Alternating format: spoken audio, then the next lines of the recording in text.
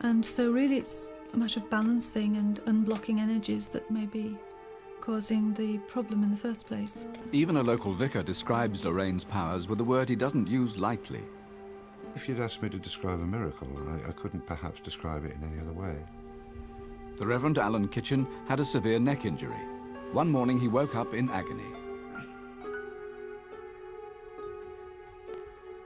I need a doctor, dear. I can't move. The pain came all down my arm and into my fingers, and it really was agony.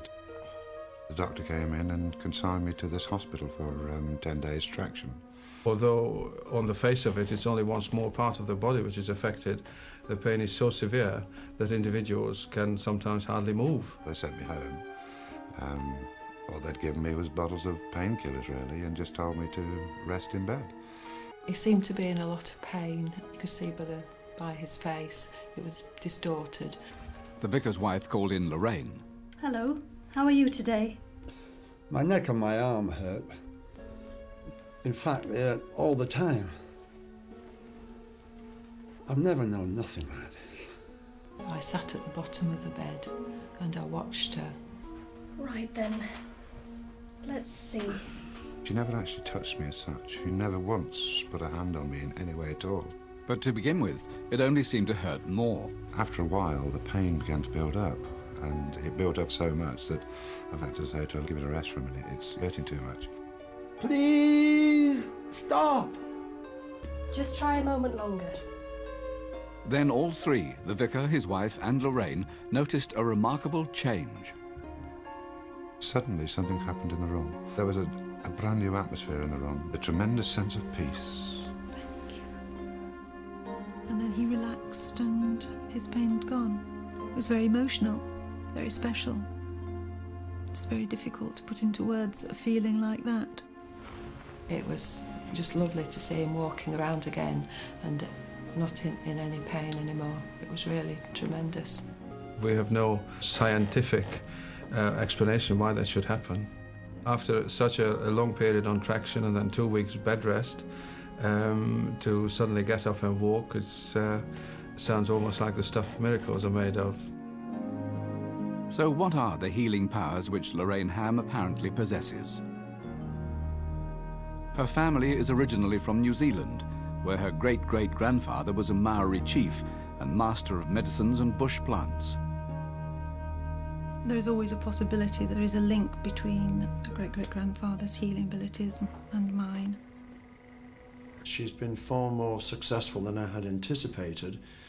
Approximately 80% of all people who go and see her feel that they've benefited, and many people have been greatly improved by her treatment.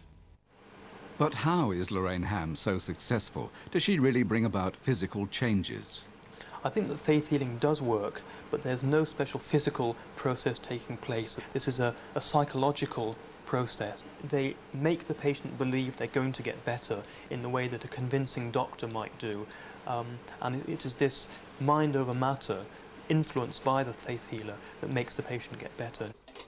But Lorraine insists those she treats don't have to believe in her powers. Speedway rider Gary Havelock certainly didn't.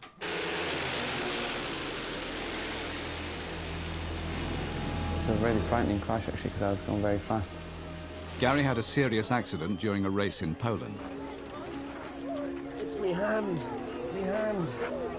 My hand was hurting the most, tried to move it, and I could feel something clicking away inside there, and I knew I'd done something straight away, really. When Gary got to hospital, X-rays showed his hand was broken, and there was even worse to come. You have complete fracture. The doctor told him it would be 6 weeks before he could ride a bike again. 6 weeks.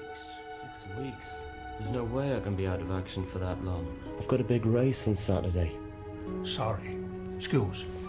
The big race was the Commonwealth Speedway final. Only if he took part would Gary qualify for the World Championships. The usual experts couldn't help. The first obvious thing, of course, was this fracture, which you can see here, which would have caused an awful lot of pain, particularly on a speedway bike with a vibration. Couldn't grip the handlebars of the bike properly, and I knew that if I couldn't grip them enough, then I certainly wouldn't be winning any races. Would you like to come and take a seat? I was pretty desperate, and would give anything a try, really. I've never done anything like this before. That's all right. Although Gary was sceptical of Lorraine, his girlfriend had been treated by her before. He decided he had nothing to lose. She put one hand underneath my hand and one hand over it. It was a real hot sensation, as if somebody had had a blowtorch on my hand. As I held Gary's hand, I had the sensation that the bones were actually knitting together. Afterwards, when she finished, when she finally touched me, her fingers were icy cold. 4 days later, Gary raced in the Commonwealth final. He won and went on to win the World Championships too. I must say that I was very surprised to find that he did so well in the final. It was like a dream come true for me. It's all I ever wanted to do. Be world champion. Perhaps the best of Lorraine's cases, and the one which leaves the people involved with no doubt of her powers, is that of Margaret and Peter Lupton. When we first got married, we really did want to have children. After a couple of years of trying, nothing happened, so we went to our doctor, who referred us to a consultant. But the consultant could find nothing wrong. I'm pleased to say there is no reason why you can't have children. So what do we do? Well, let's keep an eye on things to begin with. We'll start off with you checking your temperature on these charts every day. For 5 years, I went through every test imaginable, keeping regular appointments at the hospital. And the doctors really just seemed to be doing the same tests over and over again. There didn't seem to be any progression in the treatment. Nothing seemed to work. The couple became more and more disheartened.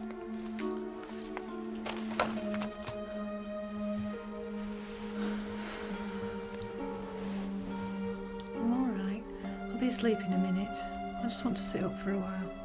In the end, I'd just had quite enough. We decided to just get off the merry-go-round and leave it. We'd had enough of all the tests.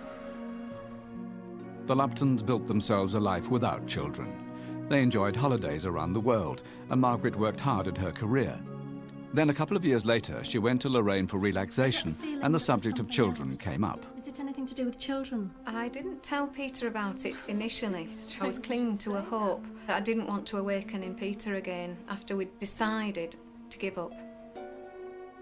I would do the healing generally around her body and over her body, and then I would concentrate on the abdominal area.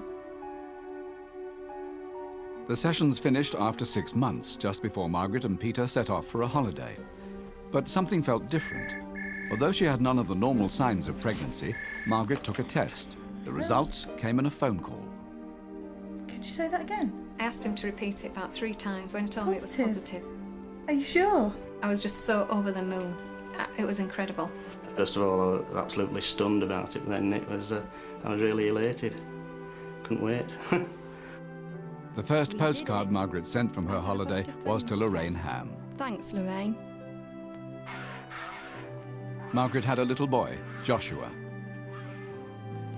And a second son, Reese, is now 1 year old. I think if it hadn't have been for Lorraine, we probably would be a childless couple now. We're having better holidays now with the kids than we had before without them. There's one for the family album they thought they'd never have. Even doctors who don't believe in any special powers are baffled by the success of healers. They argue that people are getting better because they think they're going to get better. But if the human mind can cure physical conditions all by itself,